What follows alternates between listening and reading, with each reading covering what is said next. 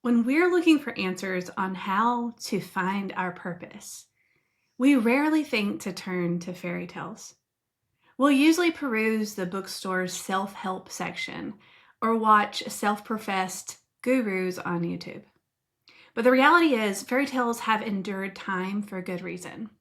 They're not just for children, they speak far deeper truths if we would take the time to peel back the layers.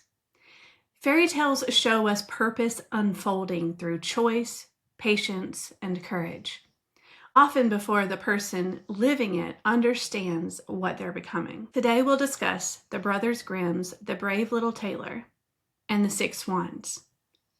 Purpose appears in one loud and bravely, and the other quietly and costly.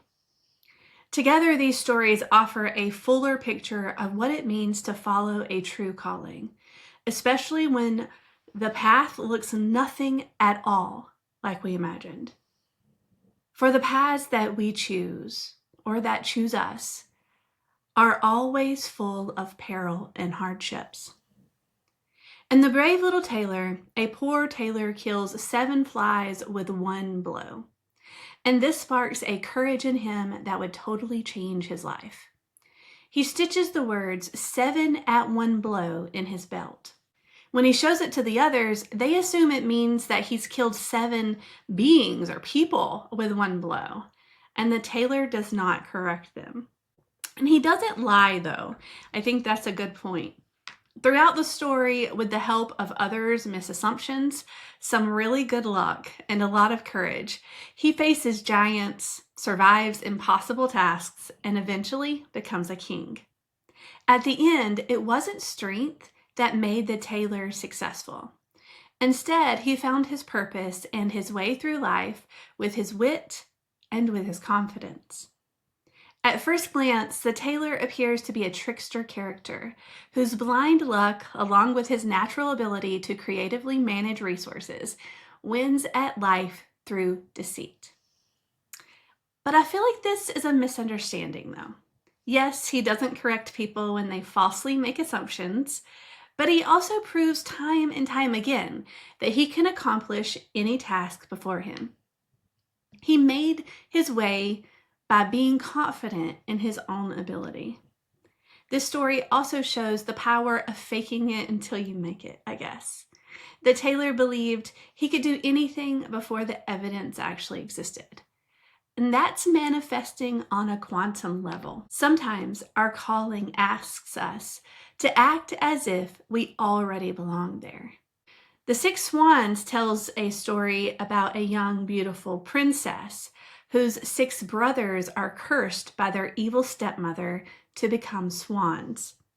The princess learns that the only way to free her brothers from this curse is to remain silent for 6 years and make each of them shirts made of star flowers. And she commits to doing this. A king later approaches her and falls in love with her. They're married, but his mother does not like this new queen. She steals all 3 of the young queen's babies and tells the king that the girl has eaten her own children. At first, the king doesn't believe it, but after the death of the 3rd child, he sentences the queen to death. But just before her death, her 6 years are up, and she carries the shirts she's made for the brothers, and they arrive.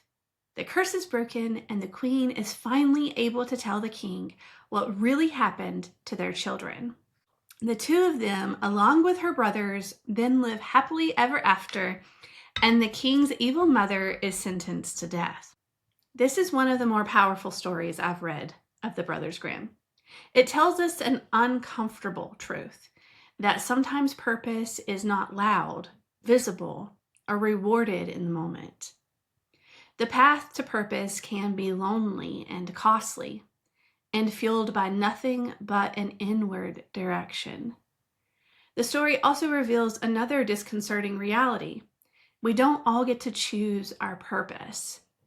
For the princess, it was a necessity born out of love.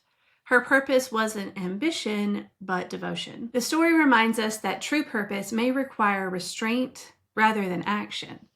It tells us to trust our inner knowing rather than outer validation. We're shown that we must continue to persevere, even if we're misjudged and misunderstood. In addition to these truths, she shows us something else. Purpose is not about personal glory. She doesn't gain recognition in those 6 years. In fact, she's nearly destroyed by it, by this purpose that she has.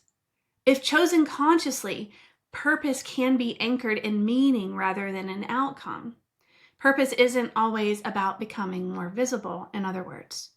For some of us, it's more about becoming more faithful to a vow, to a truth, to a love. Purpose can look like a quiet dedication to something that has the ability to crush us, but only the faithful survive. This story really reminds me of the plight of an artist.